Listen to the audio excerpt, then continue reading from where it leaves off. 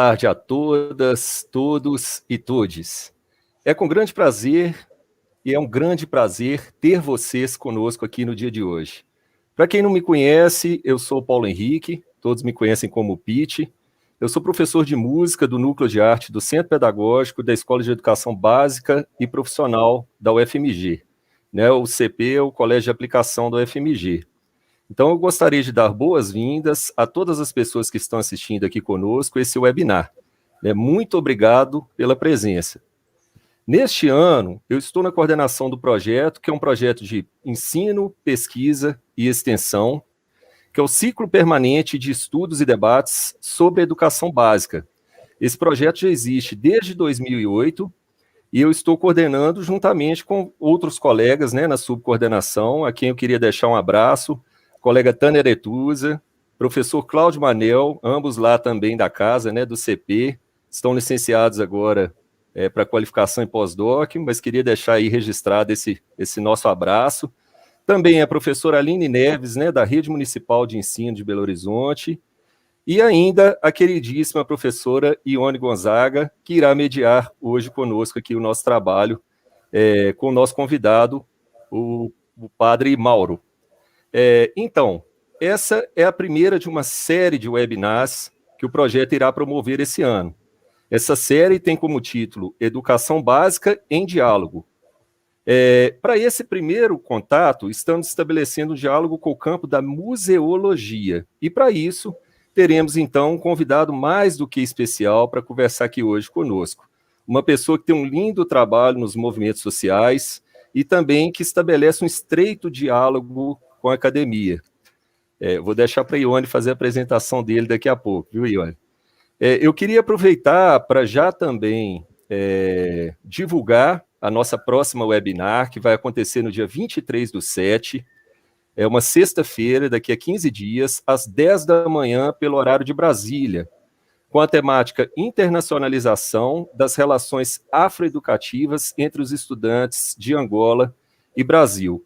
É importante dizer que o ciclo permanente, nós trabalhamos com o eixo de formação docente e discente, e também que estamos buscando evitar, então, esforços para a internacionalização das nossas ações. Ano passado, por exemplo, a gente teve uma parceria com a Cátedra da Unesco, então a gente tem feito isso. Então, essa próxima webinar, então, é justamente sobre isso, a internacionalização das relações afroeducativas entre estudantes de Angola e Brasil, então, dia 23/7, às 10 da manhã.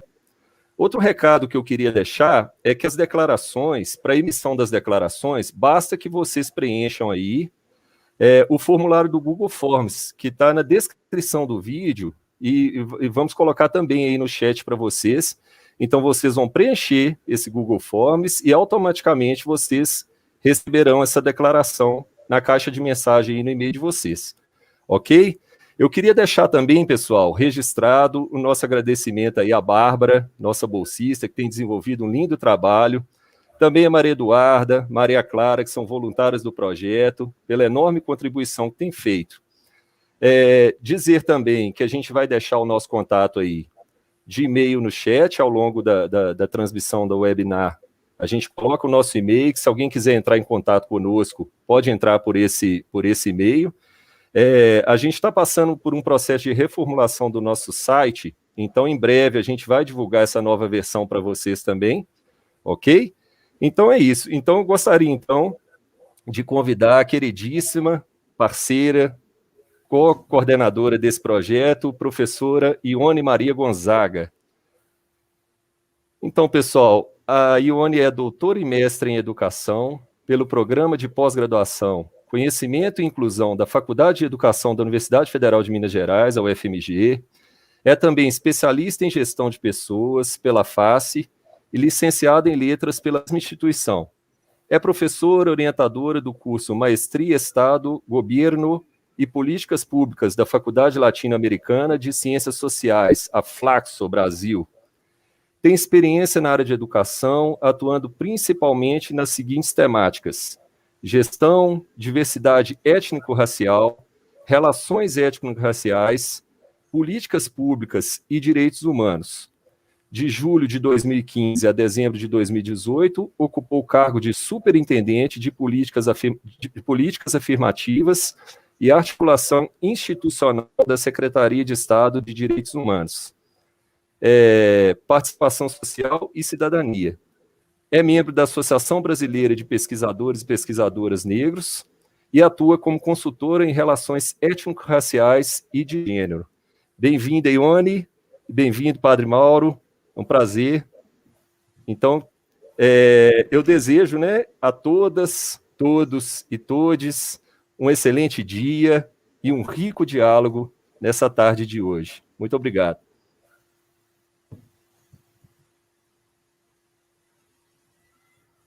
O microfone, Ione, está fechado.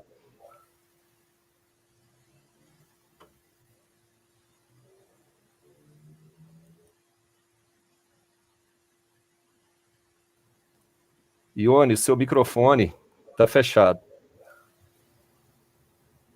Boa tarde, Pete. Boa tarde, Padre Mauro. Boa tarde a todas as pessoas que nos acompanham, né, nessa tarde de sexta-feira, nesse diálogo entre a museologia e a educação das relações étnico-raciais. É um prazer, né, estar nessa webinar ao lado do Padre Mauro, que é doutorando e mestre em ciências sociais, tem especialização em psicopedagogia, graduado em teologia e filosofia pela PUC Minas. É também graduado em história e filosofia. Tem um rico currículo, não é, gente? Mas aqui eu gostaria de destacar que ele é o diretor e curador do Muquifo, o Museu dos Quilombos e Favelas Urbanos, além de ser coordenador do projeto de pesquisa e do Centro de Documentação Negricidade, que busca resgatar os afropatrimônios da capital mineira. Padre Mauro, seja bem-vinda a essa webinar. Para a gente, né, do ciclo, é muito gratificante estabelecer estas relações com outras pessoas, né, de campos variados de conhecimento.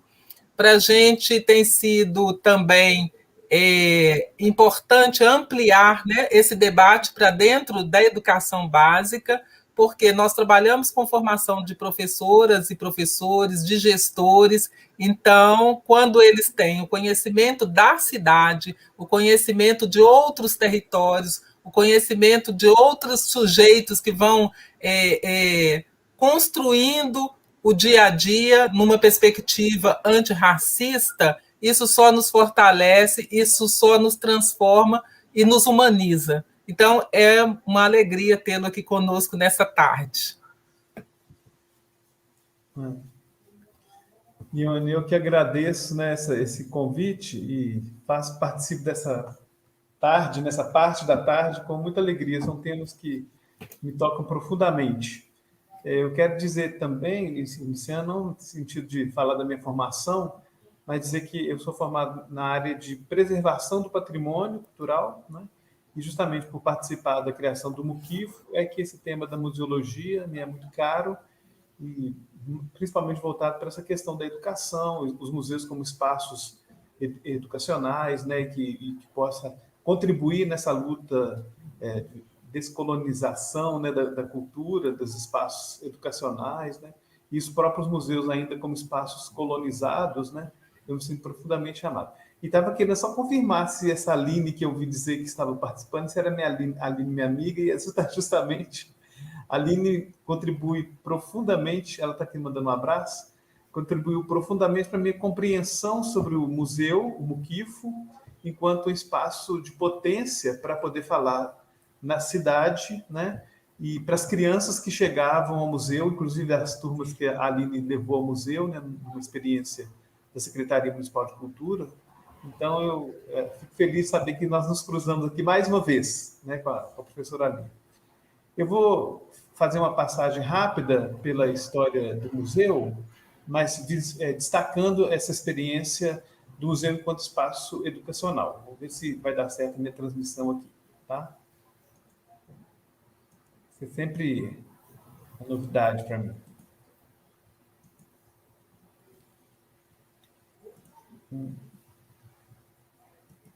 Enquanto o Padre Mauro faz a projeção, para quem não conhece o Muquifo, fica aí o convite.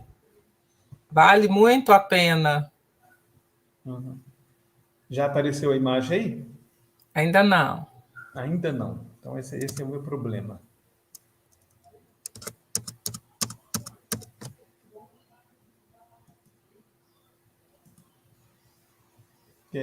Qual pode ser o problema aqui? Compartilhar a janela. Foi não? Ainda não. Não. Compartilhar a janela. Que é a orientação do John aqui. Ah, pode ser que eu compartilhar janela. Foi? Agora sim? Está vindo, chegou. Então, o museu ele fica no aglomerado Santa Lúcia, no Morro do Papagaio. Vou passar breve essa parte da história. Ele surge no questionamento exatamente, enquanto moradores de vilas e favelas, no caso ali no aglomerado Santa Lúcia, Morro do Papagaio, o projeto inicial que era a Caminhada pela Paz, que aconteceu no ano 2000, depois um evento chamado Quilombo do Papagaio. Eu vou colocar aqui o áudio com a chamada.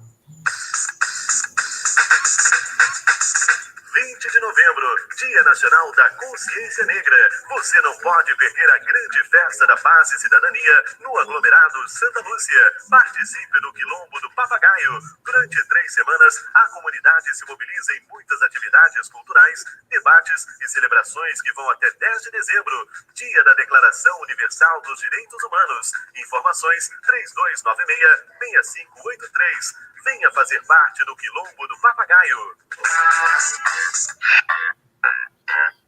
Então, esse evento chamado Quilombo do Papagaio, que acontece sempre de 20 de novembro, Consciência Negra, a 10 de dezembro, levantava cada ano no aglomerado Santa Lúcia, dando sequência ao que já se discutia ali naquela comunidade, muito antes do ano 2000 já se discutia isso, né, pelos moradores, né? E o tema de afropatrimônio e nosso pertencimento à cidade de Belo Horizonte sempre foi trazido, né, às nossas discussões. E perguntando sobre a cidade, isso aí já dando um salto meio enorme, né? Nós identificamos no território de Belo Horizonte, que é o tema da discussão atual, né, do museu, um espaço que é na Rua da Bahia, com a Rua dos Timbiras, onde seria o antigo Largo do Rosário, onde havia uma capela dedicada a Nossa Senhora do Rosário e que foi completamente demolida em 1897, e as consequências disso para a atual formação da cidade de Belo Horizonte, que acabou colocando para fora da Avenida do Contorno a população negra que vai ocupar as favelas e as periferias da cidade. Esse é o documento de 1807, quando a Irmandade de Nossa Senhora do Rosário dos Homens Pretos, do Curral del Rei, solicita a Dom João VI a autorização para a construção da capela e que tivesse também direito a sepulturas. Dom João VI autoriza, Dom João Rei de Portugal autoriza a construção e ela é inaugurada em 1819. Esse aqui é o Largo do Rosário, que seria exatamente o cruzamento da Rua da Bahia com a Rua dos Timbiras, e a única foto que nós temos é de 1895, né, que faz parte do acervo do Arquivo Público da cidade de Belo Horizonte. Aliás, essa foto que ainda está com a indicação incorreta é do Museu Histórico Abílio Barreto. Me desculpe, eu não corrigi ainda a fonte. É do Museu Histórico Abílio Barreto essa foto, né? E essa é a cidade de Belo Horizonte, em cruzamento com a pedido de Abílio Barreto, na década de 40, aproximadamente 1945, ele solicita que fosse feito um mapa que juntasse o projeto da cidade de Belo Horizonte atual, né, com o antigo Curral del Rei, e com isso nós conseguimos localizar aqui no cruzamento da Rua da Bahia, com a Rua dos Timbiras, o antigo Largo do Rosário, aproximadamente a uns 300, 400 metros do largo da antiga Matriz, hoje Catedral da Boa Viagem, tá? E é um salto mesmo, só para passar, que depois da demolição da Capela do Rosário, é inaugurada uma outra capela em 1897, mas chega em 1922, chega Dom Cabral, que acaba solicitando que a Irmandade de Nossa Senhora do Rosário dos Homens Pretos saísse do templo, né, da Capela do Rosário, e o ideal dele era edificar uma nova catedral que fosse no alto da Avenida Afonso Pena, no cruzamento com a Avenida do Contorno, né, na atual Praça Milton Campos, que a sua catedral ficasse ocupando ali no alto da Afonso Pena, nesse formato de uma coroa, né, coroando assim o projeto arquitetônico da nova cidade, né, urbanístico da nova cidade de Belo Horizonte. E aqui os dois documentos, um de 23, quando Dom Cabral informa da necessidade de se suprimir a festa conhecida pelo nome de reinado, né? É pensamento e desejo da autoridade diocesana que desapareça o reinado. Esses reinados são reinados negros, né? E em 27 ele faz uma carta pastoral determinando: lamentamos que não tenham ainda desaparecido totalmente os chamados reinados ou congados. E a partir de 27, então, os reinados negros estão proibidos de entrar nos templos católicos, no qual ele era o bispo responsável. O resultado disso, eu aproveito o trabalho da Lisandra Mara, é o trabalho dela de mestrado, que ela defendeu em 2018, pelo FMG, na Escola de Arquitetura. A Lisandra Mara faz um levantamento sobre a presença da população negra, e brancos e não negros, na cidade de Belo Horizonte, em Belo Horizonte. Esse aqui, onde eu estou passando o mouse, é a Avenida do Contorno. Para cada ponto azul é uma pessoa branca, cada ponto verde, pardo e vermelho e preto. E a Lisandra, então, consegue demonstrar visualmente, baseado no censo de 2010, ela consegue demonstrar que a população negra, então, da cidade de Belo Horizonte vai para as favelas e periferias, aqui o aglomerado Santa Lúcia, aglomerado da Serra, Alto Veracruz, Conjunto Taquaril, Pedreira Prado Lopes, né? Todas as favelas, Vila das Antenas, Ventosa, na parte externa da cidade idealizada, e aqui no interior da Avenida do Contorno, apenas 2% da população se declara negra, ou seja, 98% de não negros que ocupam o interior da cidade. Com isso, a população negra, então, deu para perceber que o projeto de construção de uma cidade nova, republicana, laica, tem também um projeto de colocar para fora a presença da população negra. Então, os negros vão para fora da cidade idealizada e ocupam a parte externa, periferias e favelas.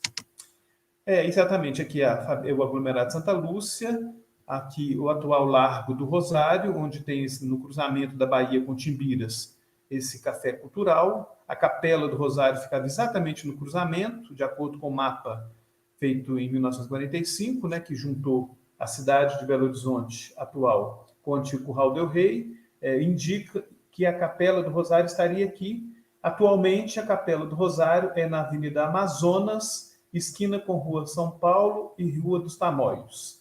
Então, essa Capela do Rosário, de onde o bispo, então, Dom Cabral, expulsa o reinado daqui, né, a partir de 1927. Contribuindo, então, para essa gentrificação, essa experiência de colocar a população negra em diáspora para fora da cidade idealizada, para fora, né, da cidade planejada. E aí a pergunta, já que o nosso tema hoje é falar sobre a contribuição dos museus, né, na educação antirracista, esse movimento, né, que pergunta onde estão os negros, especificamente perguntando sobre os museus, essa foto é de 2017, né? Perguntando onde os negros estão nos museus das cidades, né? Esse movimento não é só brasileiro, esse movimento é um movimento internacional, se perguntando onde estão os negros. E aí nós, então, começamos a partir daquela experiência lá do Quilombo do Papagaio, montar a partir do ano 2000 a proposta de criar, né, junto com a comunidade, a partir da comunidade, o Museu dos Quilombos e Favelas Urbanos, que essa aqui é a Avenida do Contorno, né? Essa é a Rua Carangola, e exatamente do lado de fora da cidade idealizada, lembrando que aqui subindo é a Rua da Bahia, no final da Rua da Bahia, cruzando a Contorno, passa a ser Rua Carangola, onde tem a antiga Fafiche, né? E, então, subindo a Carangola, você vai chegar no Museu dos Quilombos e Favelas Urbanos. E aí nós nos perguntamos que tipo de museu nós queríamos construir, e eu passo aqui um áudio que fala um pouco disso.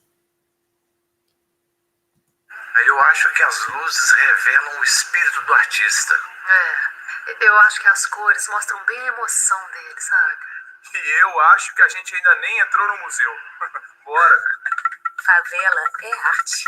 O Muquifo, Museu dos Quilombos e Favelas Urbanos, convida você para a 11ª Semana Nacional de Museus, de 13 a 19 de maio. Acesse quilombodepaz.com.br e informe-se.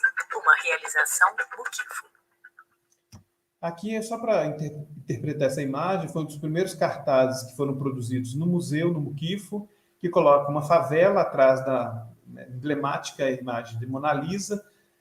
A nossa proposta era olhar para essa cidade, para essa favela, para essa periferia e tentar interpretar e compreender essa realidade onde nós iríamos estar enquanto museu, né, da cidade de Belo Horizonte. Falando de projeto também de museus contribuindo para uma educação antirracista, o projeto Circuito de Museus da Prefeitura de Belo Horizonte, que tem a presença também da professora Mara Evaristo, né, e várias outras pessoas envolvidas lá da Secretaria Municipal de Cultura, de Educação, né?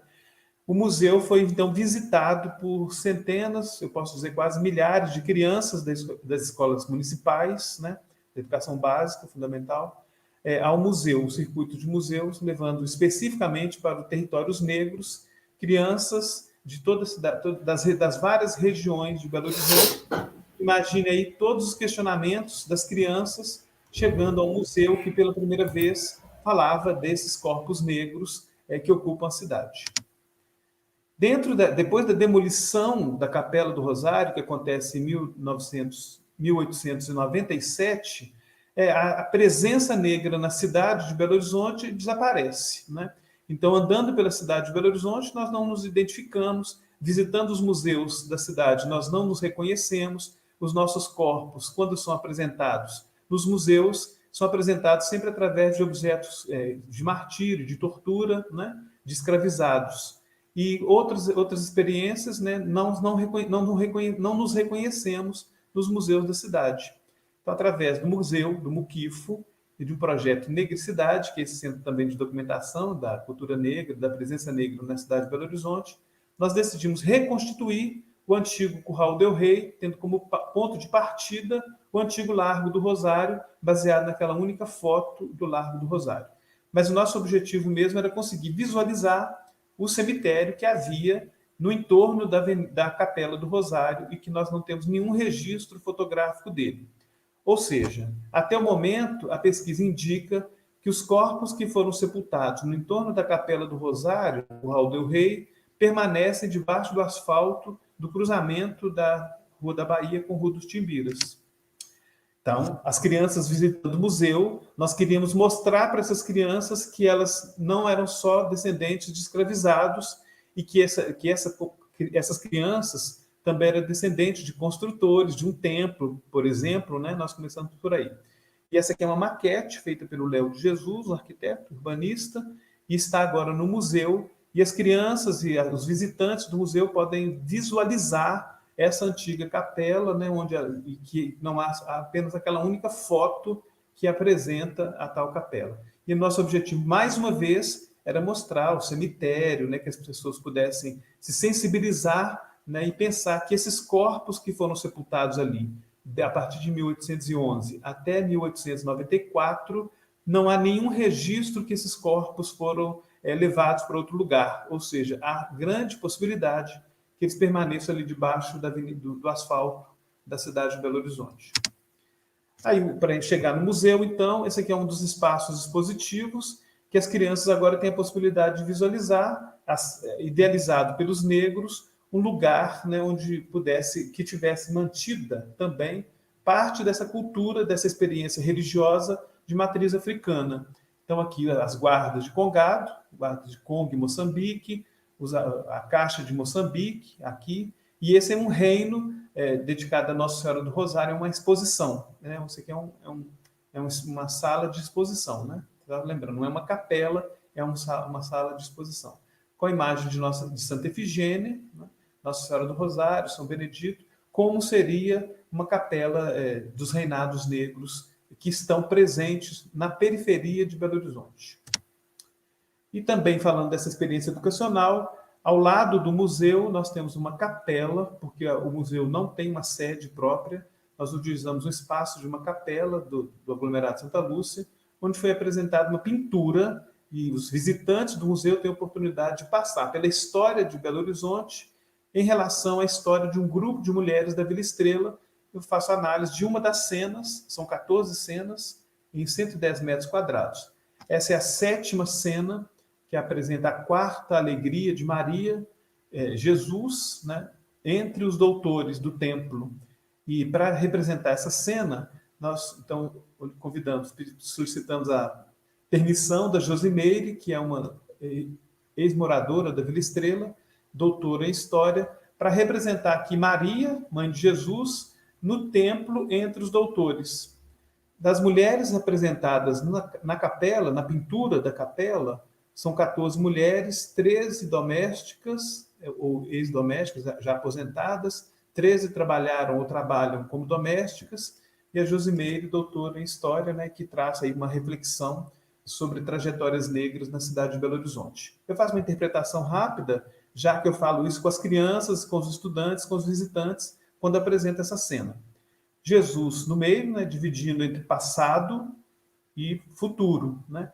O passado representado por esses 3 doutores, o templo em ruínas, dizendo que esse modelo social precisa ruir para que surja algo novo, e aqui esse doutor de vermelho com um livro sem palavras escritas, e do outro lado, então, Maria, né, representada por Josimeire Alves, com um livro também, só que com palavras escritas. Eu descrevo a roupa que ela usa, ela tem um chale laranjado, representando a cor do sol, que simboliza a proteção, ela tem 12 estrelas na cabeça, que simboliza a totalidade, e aqui no vestido ela tem várias luas desenhadas, simbolizando a eternidade.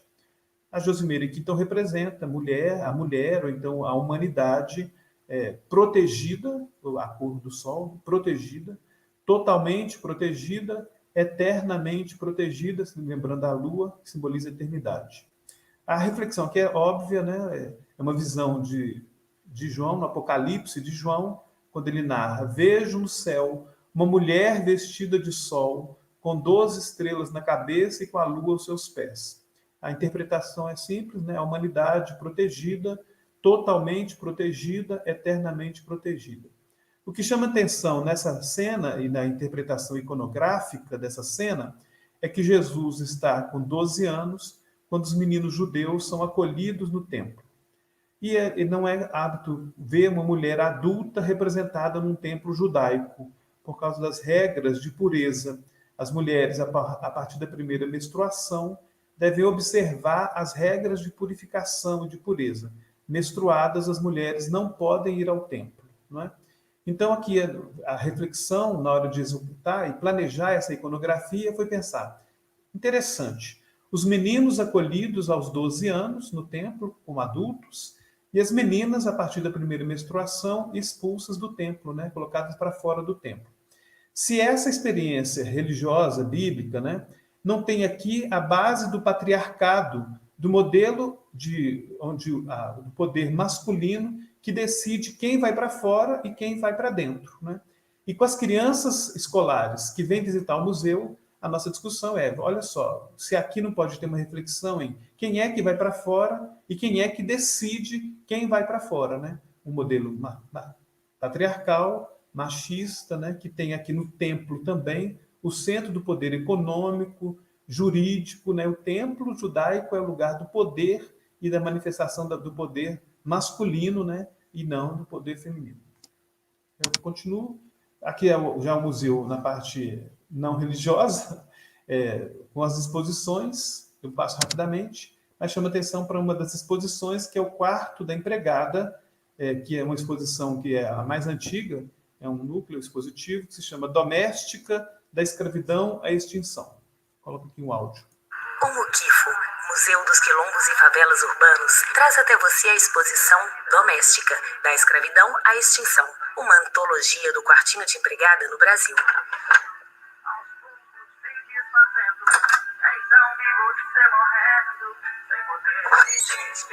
Venha conhecer o cômodo menos visitado da sua casa. Uma realização Muquifo. Informações www.quilombodepaz.com.br. E só para concluir sobre essa experiência do quarto de empregada, né, falando dessa representação da mulher negra na cidade, lembrando que no interior da Avenida do Contorno, apenas 2% da população se declara negra, né? Essa população vai viver, então, nas periferias e favelas.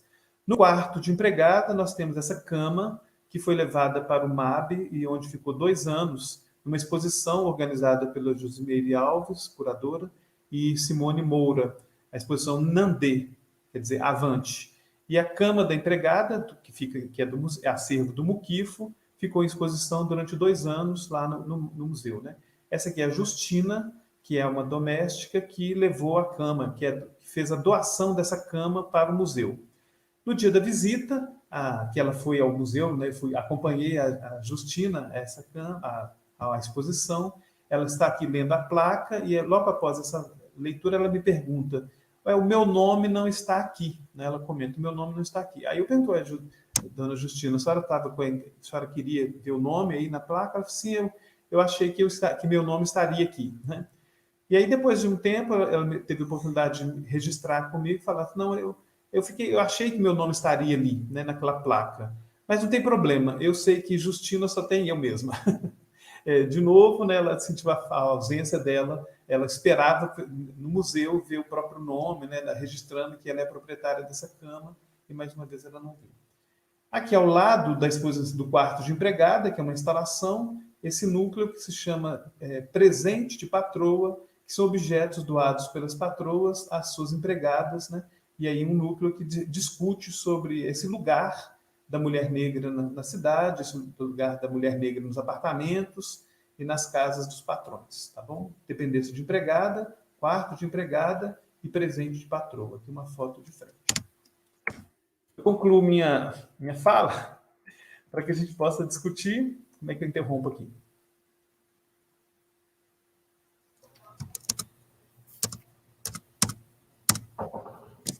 Como é que eu faço para interromper?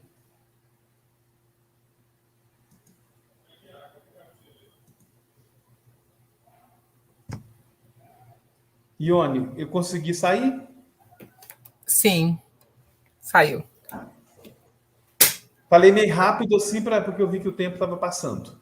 Tranquilo. Mas vai projetar o videozinho agora ou só ao final? Não, só se caso alguém pedir mais alguma resposta, eu posso dar para aquele vídeo. Tá? Então, muito obrigada, Padre Mauro. Como eu já disse no início, é um prazer ouvi-lo falar sobre o Muquifo, né?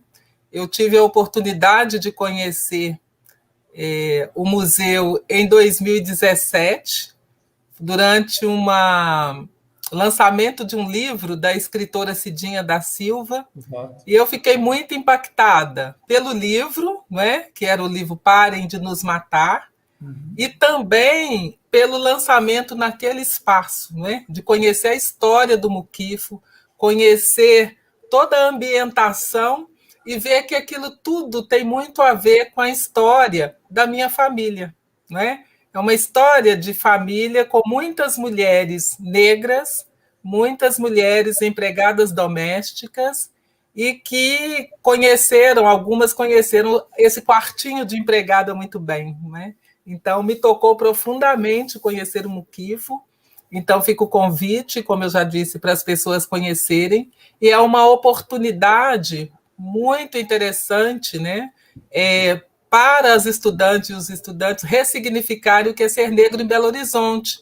Porque muitas vezes a gente tem uma impressão de que o racismo aqui não é tão forte assim. E quando a gente vê a construção dessa cidade que expulsa, né, os negros do centro e os coloca, né, nas periferias, sem as condições necessárias para uma vida digna na periferia, a gente começa a refletir que cidade é essa. Por outro lado, a gente vê as potências, né? Os reinados que quiseram extinguir, acabar, eles estão cada vez mais fortes, né? E com uma presença de crianças e jovens muito intensa. Então, isso é motivo de muita admiração e muito orgulho. Então, muito obrigada, Padre Mauro, pela apresentação. Quem quiser se inscrever, pode mandar aí pelo chat as perguntas. O link para as declarações de participação também está na bio do vídeo aí. Já temos uma pergunta aqui da Aline. Então, vou passar para o Padre Mauro. Como as crianças de escolas particulares, sobretudo as crianças brancas, reagem ao chegar ao muquifo? Aí, provocação, né? Eu agradeço a Aline pela pergunta, né? Aline, são perguntas sempre que me provocam muito. As crianças têm experiências diferentes, é óbvio, né? Nós somos todos diferentes, né? Eu tive uma experiência que me marcou profundamente. Uma professora, então, levou um grupo de crianças, de primeira infância mesmo, crianças de 4, 5 anos, né? De uma escola particular. E quando eu estava apresentando todo o museu, em um determinado momento, no quarto de empregada, a professora me fala assim, pergunta para eles, soprou no meu ouvido, né? Pergunta para eles o nome das empregadas deles. Isso eu não teria, isso não foi eu que planejei, foi a professora, né? Ela preparou antes a visita, isso aqui eu acho fundamental. Ela foi ao museu antes, estudou o museu antes, né? Conversou comigo antes, muito tempo. E depois fez uma preparação das crianças também lá, né? E aí, quando ela veio com as crianças, ela lá no quarto de empregada, naquele núcleo, ela fala assim, pergunta para as crianças o nome das empregadas. Aí eu perguntei, achei a pergunta simples, né? Ela falou o nome e falou assim, a minha chama faxineira.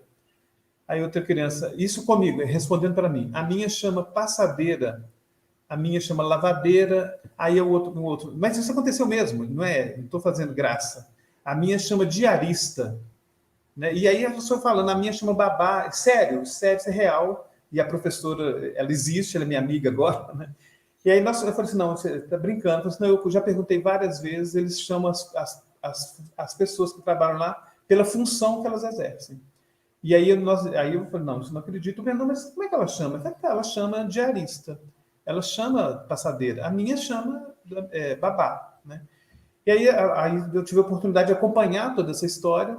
A professora, então, nós discutimos sobre aquilo ali, ela voltou para a escola, e pediu, então, que as crianças perguntassem para as empregadas, né, para as funcionárias, o nome delas, né? E é óbvio que ela teve o retorno da parte dos pais, né, que não ficaram felizes com aquela dinâmica, né, que foi tirada, colocar para aquelas mulheres, né, trabalhadoras, né, nomes reais, né, e não a função que elas exercem.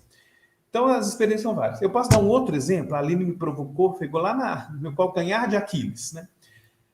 Numa dessas visitas ao quarto de empregada, que ele é um núcleo que eu gosto muito de entender, de tentar interpretar, eu tenho uma grande amiga que é Lurdinha, né? Que é doméstica, que é uma das que contribui mais ali na construção do museu enquanto espaço de diálogo e tal. Então, um dia a Lurdinha recebeu uma visita privilegiada. Eu e a Lurdinha, nós dois conversando sobre cada objeto. Ela estava com a tarde toda disponível e conversamos muito.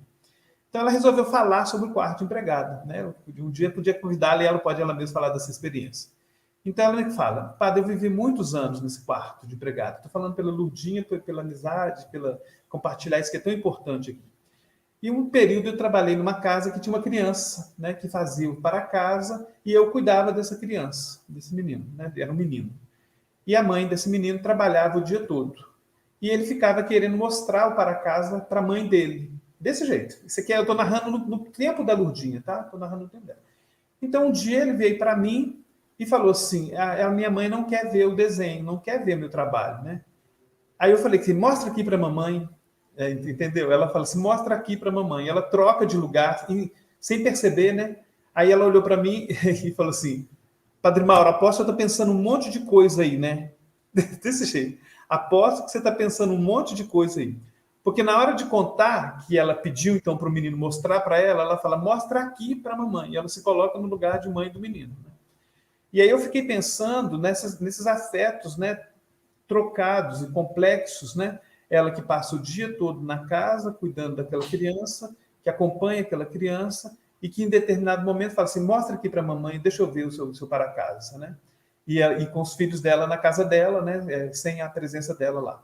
Então, eu acho que é isso. Aline, eu acho que eu te respondo assim, né? Dizendo que para cada um que visita aquele espaço, né? Não só o museu como um todo, mas o quarto de empregada, cada um vai viver uma experiência, né?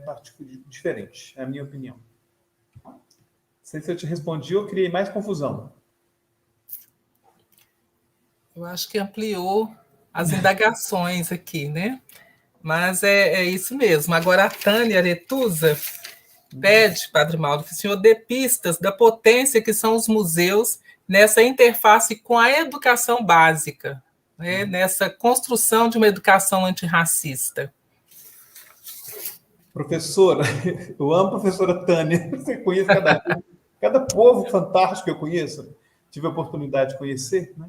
Então, professora, eu vou dizer que é um risco, na verdade, sabe? Falar que vai levar a criança a um museu pode ser uma tragédia a experiência, né? Dependendo do museu que você vai visitar. Eu fiquei imaginando, entrando com uma criança num museu que tem ali um acervo que narra histórias, mas que justamente as crianças negras se veem representadas ainda hoje como meros escravizados, né? Então, adentrar um espaço de museu sem antes saber, olha, ser preparado, né? É você saber que você pode entrar numa sala e ver objetos de arte, né? Objetos de arte sacra, por exemplo, né? E na mesma sala você pode encontrar objetos de tortura e de martírio de negros, né?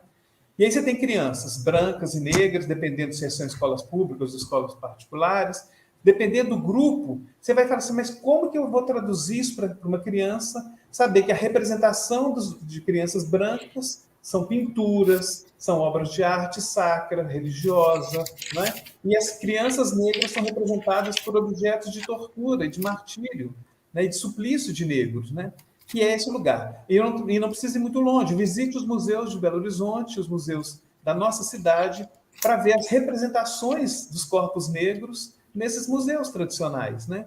E se você se arrisca a levar simplesmente sem conhecer aquele espaço museológico. Lembrando que museus foram e são idealizados pelo proprietário, né? Por quem manda nessa cidade.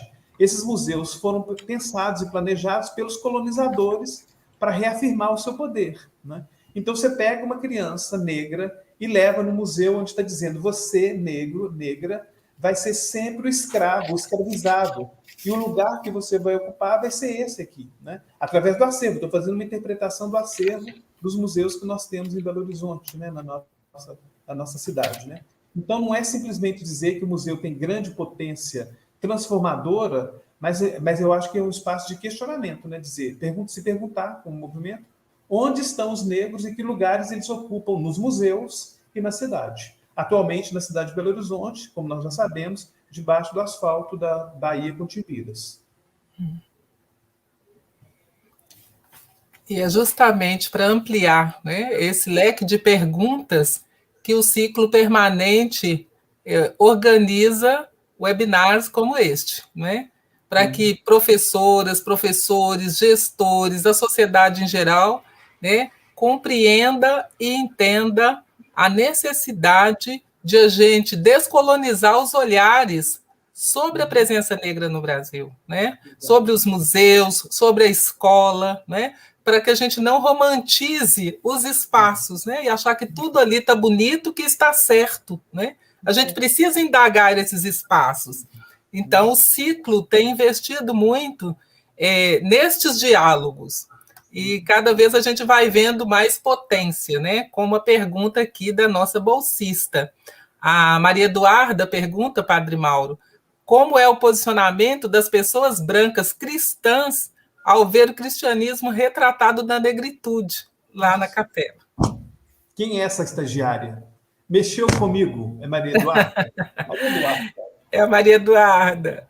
Ai, meu Deus do céu, isso aí exatamente conhecer o horror, né? Conhecer o horror quando você chega numa capela onde você tem uma Maria negra, né? Uma Maria negra, não só pintada, mas uma escultura de Maria preta. Aí o pessoal fala, não, a gente não tem problema, não, a gente tem Nossa Senhora Aparecida, né? A gente tem Nossa Senhora Aparecida.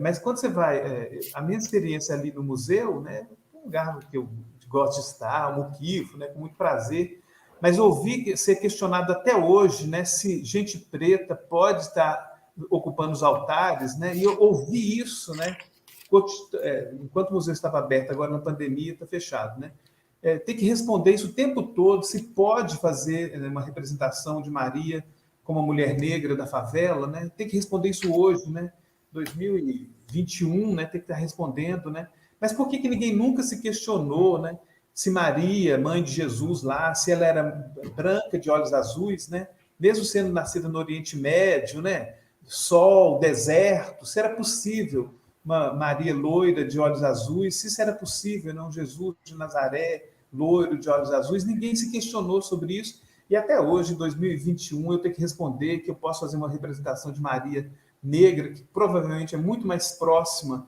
a que ela era na verdade, né? Então, acho que então, não é uma experiência tão agradável, já que há repulsa por parte de algumas pessoas em ver um Cristo negro, né? Em ver uma Maria de Nazaré preta, né? Então, isso aí é algo assustador, né? Ainda para mim, me deixa, às vezes, chocado também. Então, mais uma questão. Padre Mauro, existe atualmente alguma mobilização para ampliar o acervo do Muquifo? Não. Porque isso aí, lógico que ele faz parte da parte mais essencial. O Muquifo, ele talvez se difere de vários outros museus, que nós não buscamos acervo.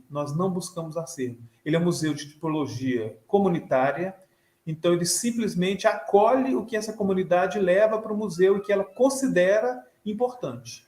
Então seria muito mais fácil, talvez fosse mais fácil, que eu, enquanto curador do museu, quisesse narrar uma história ali, né? E me utilizasse daquele espaço, eu sou curador, para narrar a história dos belo-horizontinos negros, né? dos moradores de favelas, dos quilombos, né?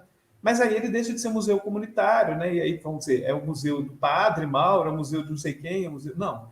Então, a comunidade é que vai trazendo esse acervo e nós acolhemos esse acervo. É diferente, né? Os museus, como prática, eu conheço poucos museus que fazem dessa forma, né? Então, nós não vamos atrás de acervo, nós acolhemos e aí, no máximo, nós tentamos organizar uma narrativa ali, respeitando ao máximo, né, como que essa pessoa, inclusive, quer que aquele objeto seja apresentado, né? Mas, por exemplo, a gente tem a possibilidade de recusar algum acervo, que acontece muito de imaginar, por ser um museu de favelas, né, de quilombos urbanos e favelas, achar que também é um lugar de descarte. Isso aí já aconteceu.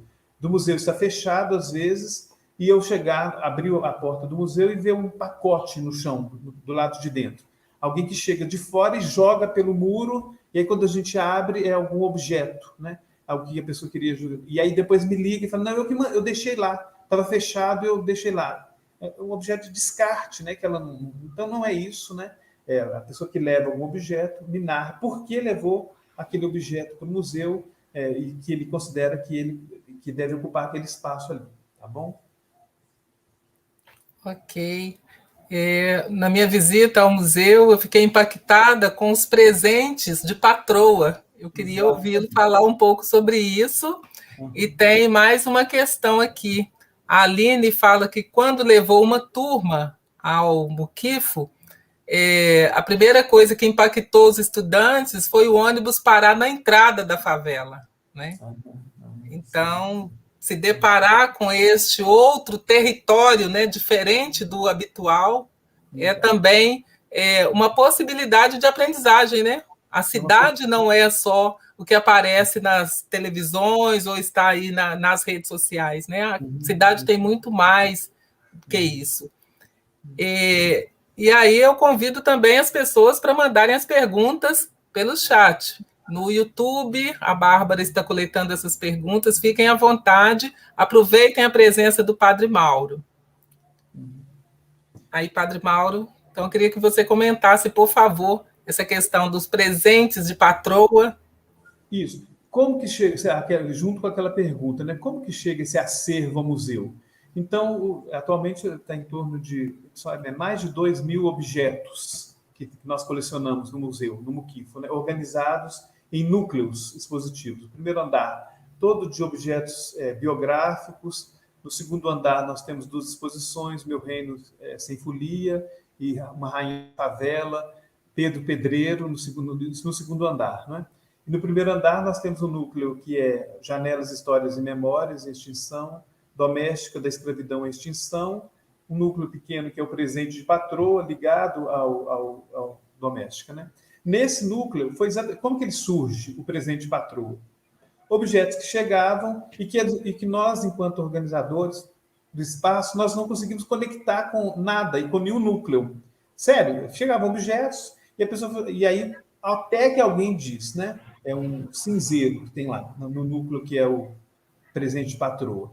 E aí eu tive a oportunidade de perguntar, o que é esse cinzeiro, né? Por que você trouxe esse cinzeiro?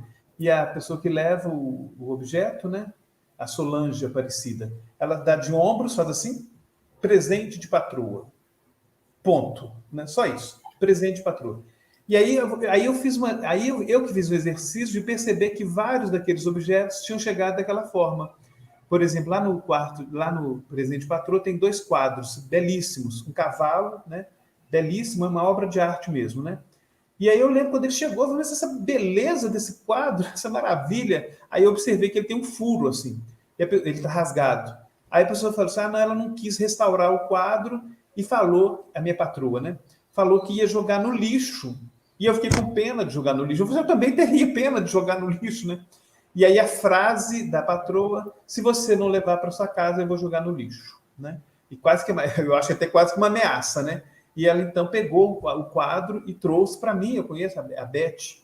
Ela falou assim, padre, você acha que pode ficar aqui no museu? Porque eu fiquei com dó de jogar no lixo, né? Fiquei com dó de jogar no lixo. Então, esses objetos vão chegando, vão sendo amontoados, eram amontoados no museu, e aí nós criamos esse núcleo para fazer uma reflexão. Mas nem tudo que está lá é descarte, né? Eu vou destacar uma boneca chinesa que a patroa trouxe da China e falou assim, isso aqui é para você, né? Então ela com orgulho, ela falou assim, que eu ganhei da minha patroa, né?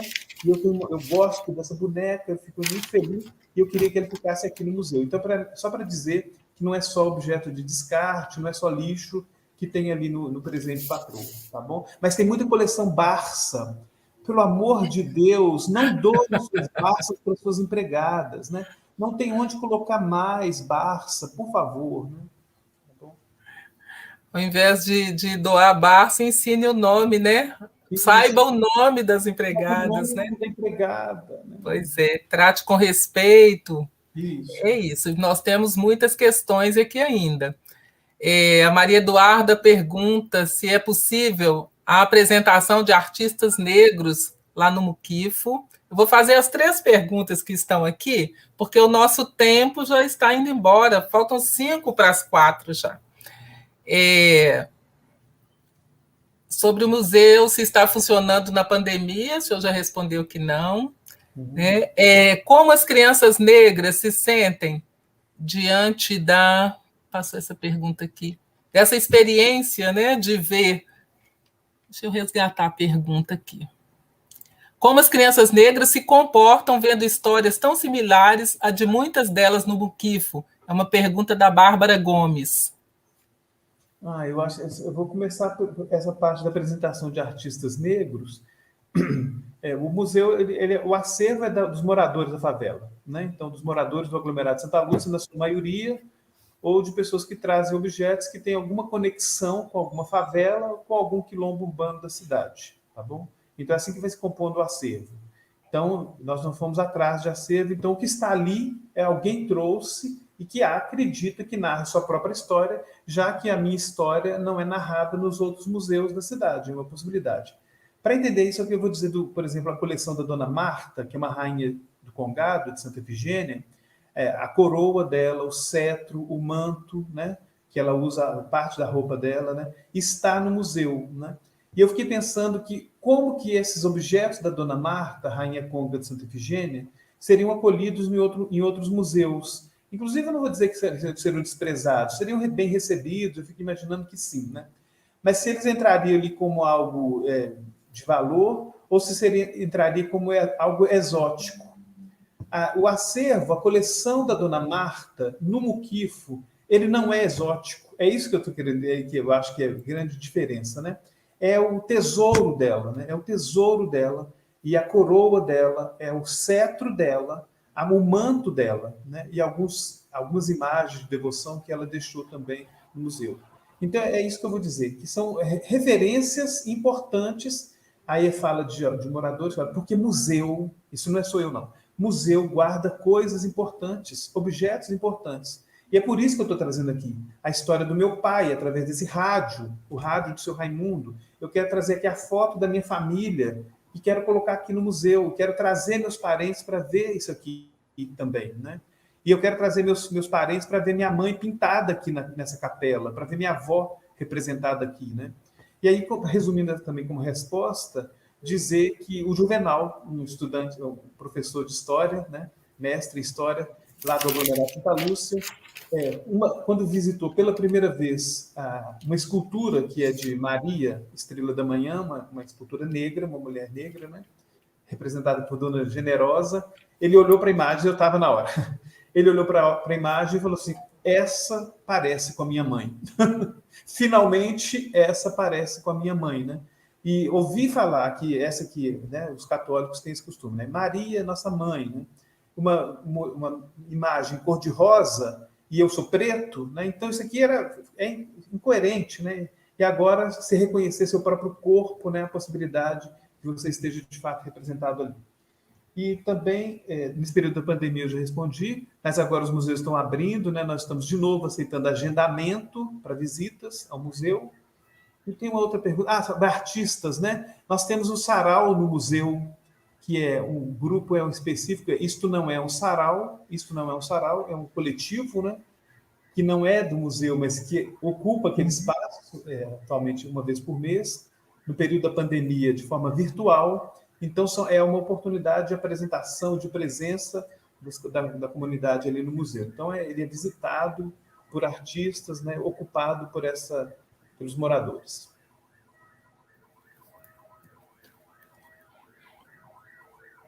Tem um comentário. Aí já foi, né? Como as crianças negras se comportam vendo histórias tão similares a de muitas delas no museu, no Muquif. É a Bárbara, né, que é a nossa estagiária, né? Isso. Bárbara, aí eu vou falar um pouco do meu lugar, que é o fato de eu sou nascido em Belo Horizonte, né? Eu tenho 54 anos. Meu pai e minha mãe também são nascidos em Belo Horizonte, né? Meu pai é 86, minha mãe estaria com 87, falecida.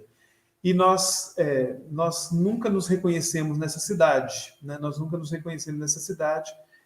E aí eu tomei um grande susto quando Belo Horizontino, né, como se diz, Belo Horizontino da Gema, porque meus pais também são nascidos aqui, né, e meus avós são vindos do interior, mas meus pais são nascidos aqui. Quando eu descobri que havia dentro da cidade de Belo Horizonte, um espaço que era de um território negro, né? Então, é de uma felicidade saber que eu já ocupei essa cidade e que fui colocado para fora com meus pares negros, né, e negras, né, para fora dessa cidade. Então, eu entendo que chegar num espaço de um museu, no caso aqui num templo religioso, e se reconhecer, né, e falar assim, olha, eu faço parte disso aqui, né? A minha história também faz parte desse lugar, né? Para mim, foi uma experiência libertadora saber que um dia eu ocupei o território da atual Avenida do Contorno e que fui colocado para fora. Isso me mobilizou para a luta e para a resistência, para voltar para aquele espaço, né?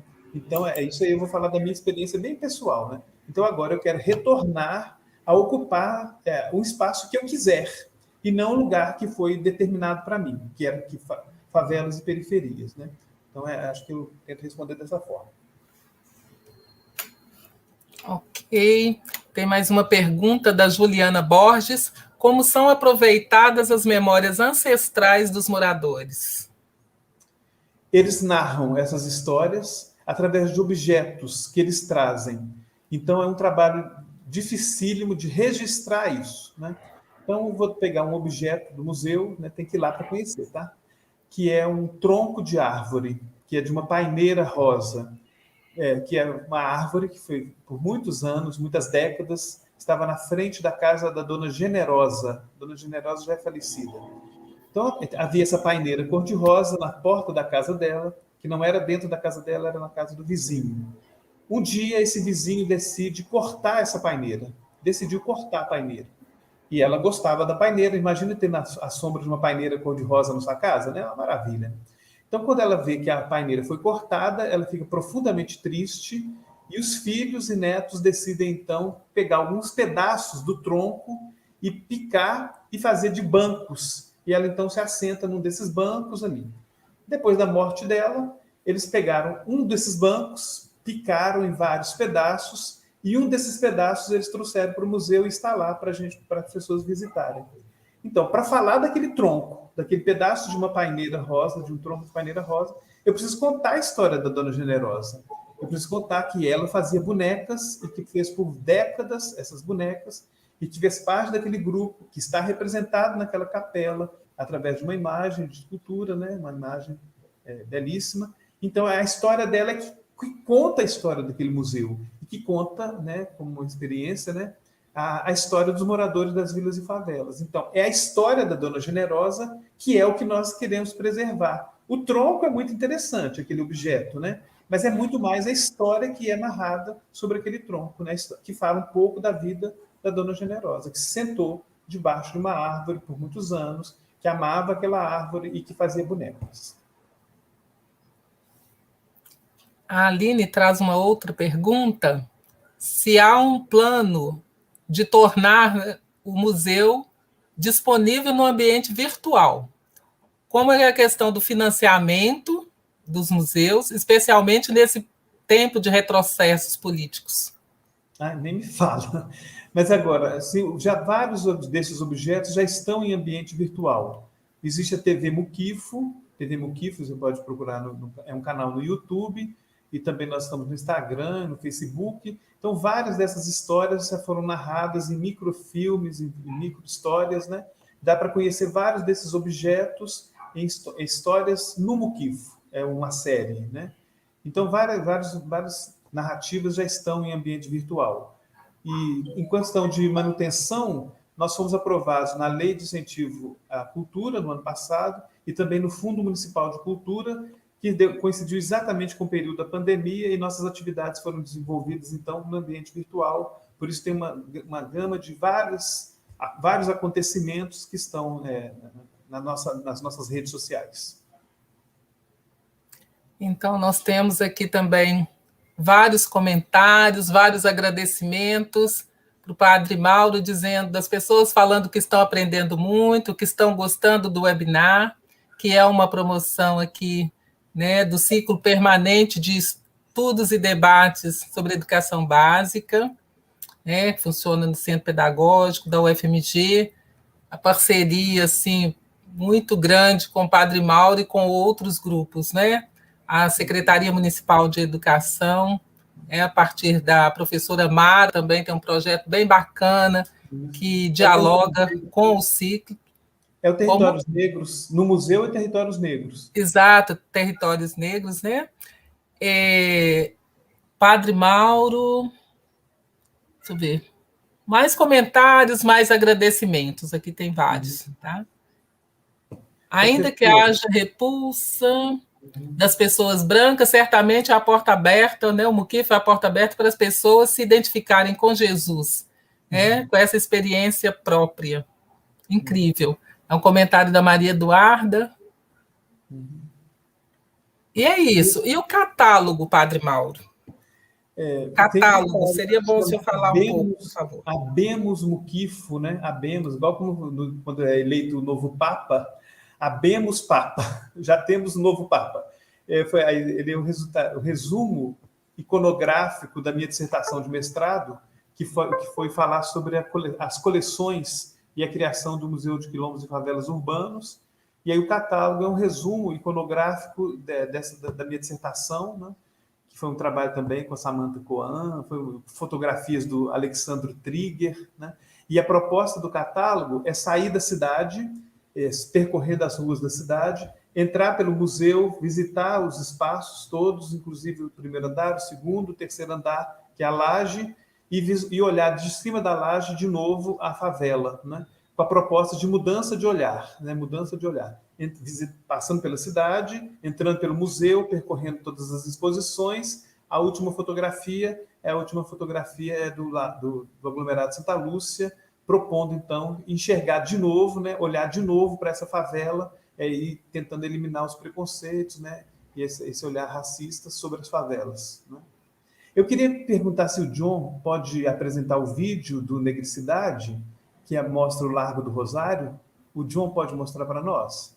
A gente já tem um tempinho, são 2 minutos só de vídeo.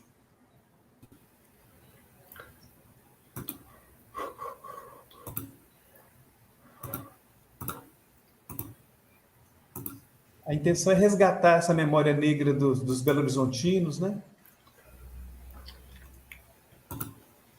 Está no meio do vídeo, tem que voltar lá no início.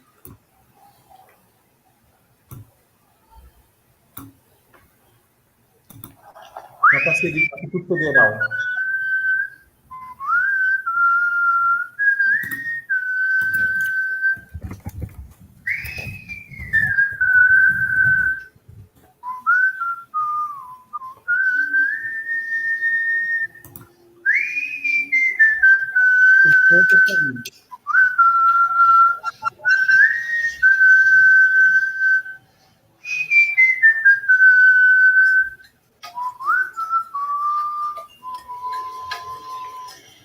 É má chegabi, mi sibi, não se esqueça de mim aqui.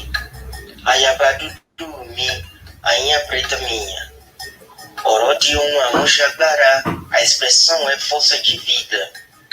Que olham funini e simia nipacum, Deus lhe dê o descanso eterno. Ọmọ mi aṣẹ́gun, máa bọ̀ lọ́dọ̀ mi, yèyé ń bẹ ń bí. Filho meu, filha minha, venha para mim vitoriosa, vem para mim, mamãe está aqui. Ìtẹ́wọ́ gbaṣọ ọ̀run re àwọn tá a tẹ́rẹ̀ẹ́rẹ́. Ó digbére, ó dọ̀run alákejì. Que Deus leve os corpos, as vidas desses que aqui deitam para a eternidade, para o mundo dos ancestrais. Orode uma muxagbara, a expressão é força de vida. É machibabi, misibi, não se esqueça de mim aqui. Ayabadudu mi, ainha preta minha. É machibabi, misibi, é machibabi mi, não se esqueça de mim aqui.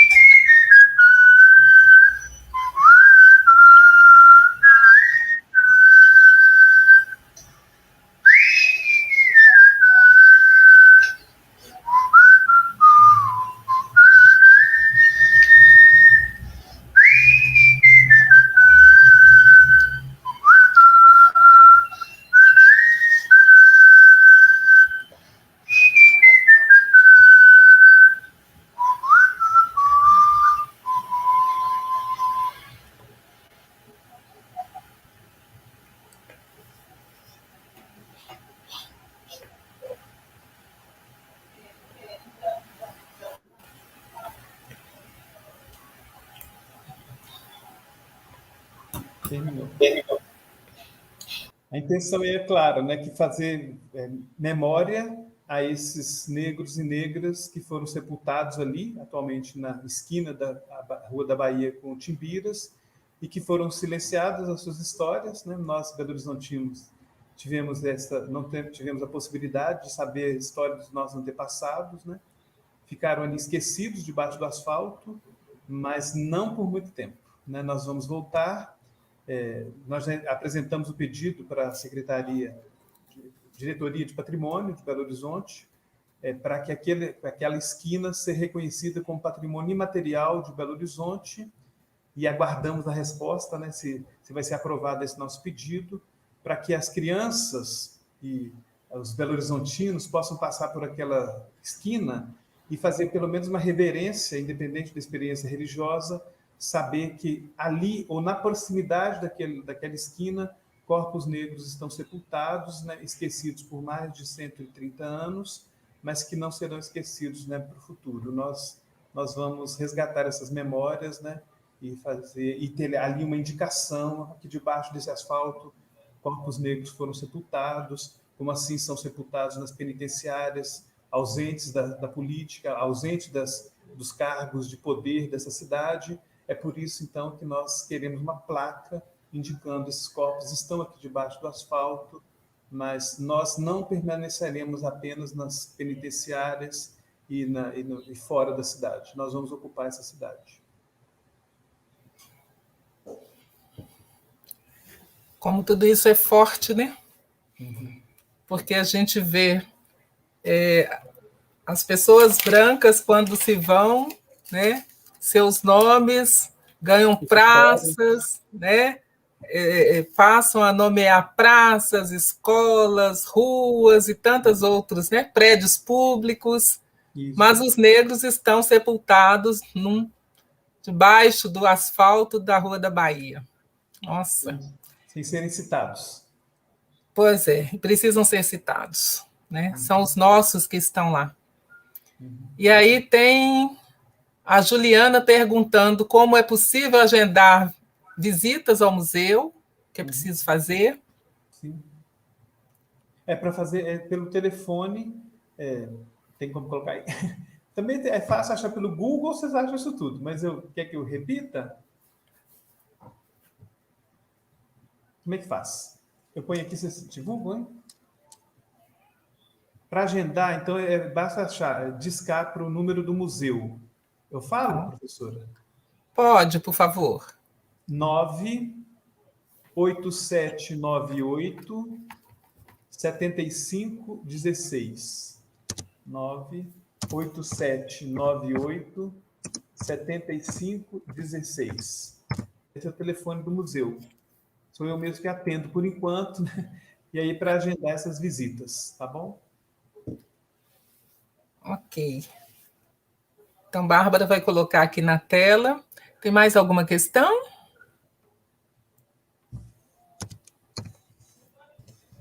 Não? Então, eu gostaria de lembrar... A Aline já foi rápida, já colocou aí. Que as declarações de participação, quem tiver interessado pode preencher o link que está aí na descrição do vídeo, e que essa atividade foi organizada pelo Ciclo Permanente de Estudos e Debates sobre a Educação Básica, né, da Escola Profissional da Educação Básica da UFMG, o Centro Pedagógico. O título, e na próxima, aliás, daqui a 2 sextas-feiras, nós teremos mais uma outra webinar, que será conduzida aqui, mediada pela professora Aline Neves. O título dessa webinar, Internacionalização das Relações Afroeducativas entre Estudantes de Angola e Brasil. Então, a Aline vai contar as experiências que ela vem acumulando a partir desse diálogo com estudantes, né, da escola onde ela trabalha, com estudantes de Angola. É uma experiência bem bacana, que com certeza, né, vocês gostarão e aprenderão muito com ela. E uma outra questão, acho que já dei todos os recadinhos, eu gostaria de agradecer a participação aí das bolsistas que estão colaborando conosco, né, Bárbara, Maria Eduarda, agradecer o John. Tem alguém pedindo para a Aline comentar sobre um pouco sobre a webinar. Aline,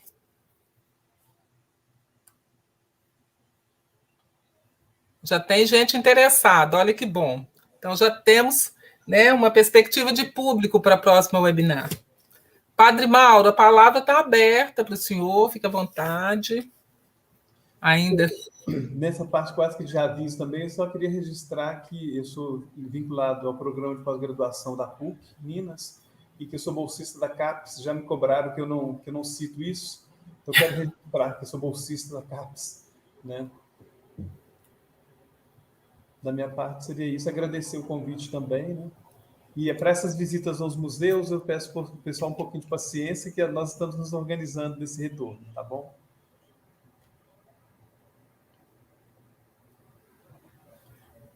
Ok. Padre Mauro também participou conosco ano passado do projeto Interrogando. Só um minutinho. Interrogando a educação das relações étnico-raciais no Brasil, experiências com a América Latina, né? Uma experiência com a Cátedra Unesco, foi realizada o ano passado, uma parceria aí da UFMG, o Museu Muquifo e a Secretaria Municipal de Educação. E recebeu o prêmio Zumbi de Cultura da Companhia Baobá, Minas, na categoria Religiosidade, se quiser falar um pouco sobre isso. E é docente também do programa de pós-graduação Lato Sensu em Educação Patrimonial do Instituto de Pesquisa Pretos Novos, IPN, em parceria com a Faculdade Tecnológica de Curitiba. Nossa, porque a ideia é poder trazer a discussão para a cidade, né, sobre a presença negra e essas lutas decoloniais, né, de buscar descolonizar a educação, os espaços museais, né, e essa formação, né, então formar-se cada vez mais, né, qualificar-se cada vez mais, porque o nosso povo merece, né, um atendimento de qualidade, né, nesse sentido. Então, quando vocês vierem ao museu, vocês vão pegar o resultado disso tudo, dessas pesquisas todas, né, que nós estamos apresentando ali no museu. É interessante, uma coisa que me chamou a atenção no vídeo e na sua fala inicial, a questão da Igreja do Rosário, né? E que hoje é uma Igreja do Rosário que fica ali naquele cruzamento da Rua São Paulo com a Avenida Amazonas, no centro de Belo Horizonte, mas que muitas pessoas conhecem não com esse nome, né? Conhecem como Igreja de Santo Antônio. Igreja de Santo Antônio, exatamente. Isso aqui dá um tema para uma grande discussão, né? Que é falar... Eu tentei deixar umas pistas ali na minha apresentação, que foi o projeto, né, que combinou exatamente o projeto de Dom Cabral, que contribuiu para a expulsão da população negra, né? Então ele tira da memória da população negra, né, a referência de Nossa Senhora do Rosário. Então, para dois corpos não ocupam o mesmo espaço, né? Então, para que os brancos pudessem ocupar a cidade, ele precisava tirar a presença dos negros, né? Então, não só a Igreja Católica que vai contribuir, mas várias instituições, né, que vão colocando ao longo das décadas, né, a chegada dos italianos, década de 20, né? Então, como é que você chega e ocupa um espaço que antes era ocupado por negros, né? Então, para isso, ele expulsa as irmandades negras, né? E aí, para poder ser ocupado, então, por esses corpos brancos que chegam para ocupar a cidade, que era idealizada, uma cidade para brancos, né?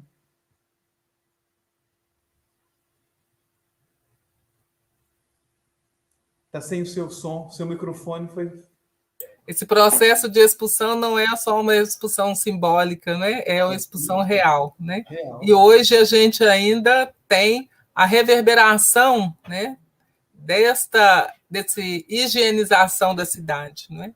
Quando a gente olha para as realidades das favelas, que são verdadeiros territórios negros, né?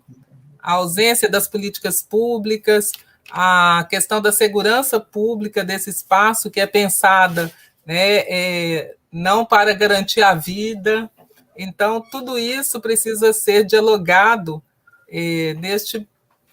neste processo de pensar a cidade, né, de conhecer a cidade, para além, né, do que as mentes brancas projetam para uma cidade, né? Quais são os sujeitos que têm direito à cidade? Exato. Tem mais uma pergunta aqui. Da Gemi, né? A Geni Ferreira pedindo para você falar sobre um grupo de professores numa formação sobre a questão racial. O que você falaria para um grupo de professores numa formação? Geni, falo sim, gosto muito de falar, abordar esse tema, mas eu vou te avisar que eu tive uma experiência tão difícil que foi falar para uma escola municipal, né? Falar sobre esse tema das questões raciais, né? Decolonização da educação, né? Um olhar decolonial. Mas, menina, teve uma professora brava, sabe? Me xingando, sabe? E aí, então, se preparar o pessoal, fala assim, olha, a gente está disposto, né, a escutar falar de uma outra perspectiva, né? Uma pessoa negra que vai falar, né? Não por medo, né? Mas eu acho que tem que ser preparado as pessoas, né, para falar sobre esse tema. Né? Essa professora ficou brava, ficou me xingando, né? Me chamando de tudo quanto é nome. Mas então eu falo sim, aceito o desafio. Pode me convidar. Porque, afinal de contas, os bolsonaristas estão por aí, não é? Infelizmente, sim, né? A professora Tânia está fazendo uma propaganda aqui de uma atividade que vai acontecer hoje à noite, o lançamento do e-book Corpo e Cabelo Negro, ressignificações e interações com e de crianças em uma escola de educação infantil de Belo Horizonte. Ela vai participar como convidada. A autora deste e-book é Elândia dos Santos. Então, hoje, às 19 horas,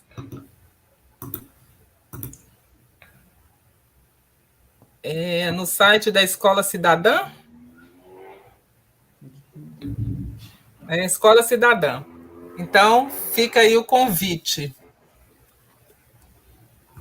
Está aí na tela. Está aí na tela. Lindo, cara, o convite.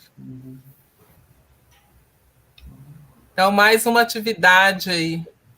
Vai ser mediada pelo Décio Nogueira, com participação da professora Tânia Letusa, do Paco, e o e-book da Elândia dos Santos. Que deve ser maravilhoso, porque o trabalho da Elândia sempre é muito primoroso. Tive a honra de participar da banca dela, no curso de especialização, e ela tem um carinho muito grande para a temática das relações étnico-raciais e educação infantil. Então, Pete, queria convidar o Pete para retornar aqui para a tela, para a gente fazer os agradecimentos finais, Padre Mauro, agradecer a presença de todas e todos e todes nessa webinar, dizer que para a gente está sendo, né, um motivo de alegria, e nesse tempo tão difícil falar de alegria é importante, né? Nós começamos falando sobre a força das palavras, né, Pete? Então, Padre Mauro, muito obrigada pela partilha, né, pelos conhecimentos, pelas trocas assim sempre animadoras, porque é necessário que a gente conheça o Museu Muquifo, que a gente atualize o imaginário sobre museus, né? Porque eu, pelo menos, fui criada com aquela coisa, museu era algo tão distante ou algo que só tinha coisas velhas, né? Então, pensar museu numa outra lógica é necessário, e trazer as crianças para conhecer, né, os museus com essa nova possibilidade de construir, né, conhecimentos, mas principalmente de construir conhecimentos relacionais, né, de possibilitar essa humanização aí das relações. Eu acho que isso é fundamental. Então, muito obrigada em nome do ciclo, né? Eu agradeço, passo a palavra para o Pete, para também fazer os agradecimentos aí. Padre Mauro, muitíssimo obrigado. Eu queria, mais uma vez, e o Ione já fez isso, mas eu queria reforçar esse agradecimento em nome do Ciclo Permanente, pela riquíssima fala do senhor aqui hoje, né? Acho que a gente viu pelos comentários aqui no chat do YouTube, foi muito bom, assim, como a gente aprendeu, como foi rico esse nosso diálogo. Acho que a gente começou com o pé direito, né? Os nossos diálogos, né, da educação básica com a museologia. Então, a gente já deixa aí o nosso convite para o próximo dia 23 às 10 da manhã. Queria deixar aí uma boa tarde, né? E um ótimo final de semana a todos, todas, todes. E mais uma vez, padre, muitíssimo obrigado. Foi uma lindíssima aula a sua fala aqui hoje. Obrigado. Vamos juntos e juntos continuar, né? Construir uma cidade diferente, uma cidade acolhedora, né? Multirracial, multirreligiosa, multiétnica, né? E que tem espaço para todas e todos. Obrigado pelo convite. Obrigada. Obrigada, John. Obrigada, bolsistas. Boa tarde a todas as pessoas que nos assistem também pelo YouTube. Até a próxima. Até.